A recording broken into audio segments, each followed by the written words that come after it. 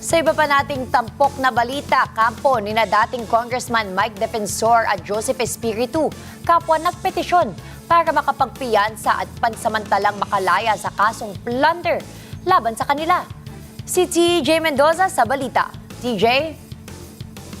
Yan na naghain ng petition for bail sa Sandigan Bayan 3rd Division sina dating Congressman Mike Defensor at ang negosyanteng si Joseph Espiritu. Pumilit ang dalawa sa anti-graft court na makalaya muna pansamantala habang dinidinig ang kasong plunder na nakahain sa kanila dahil sa undisclosed 75 million pesos campaign donations kung saan co-accused nila si Senator Rodante Marcoleta.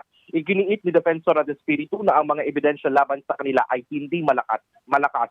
Sa petisyon, sinabi ng kampo ni Defensor na wala raw malakas na ebidensya ang prosekusyon na nagsasabing nagbigay umano siya ng 30 million pesos donation kay Senator Marcoleta by reason of his office or position.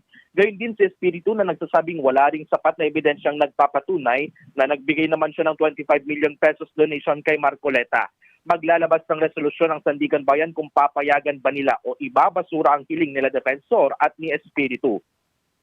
Samantalang humihirit rin ng petition for bail si Senator Jinggoy Estrada sa Sandigan Bayan 5th Division kung saan dinidinig ang kasong plunder na nakahain sa kanya dahil sa umano'y pagkakasangkot nito sa kickback scheme sa maanumalyang flood control projects. Una nang ibinasura ng anti-graft court ang motion to bail ni Estrada dahil premature ang naturang motion. Sa petisyon ni Estrada, sinabi nitong walang malakas na ebidensyang magsasabi na nagkamal ito ng 573 million pesos na halaga ng ill-gotten wealth dahil sa mga proyekto kontra baha. TJ Mendoza para sa mata ng Agila. Matatag, matapang, matapa.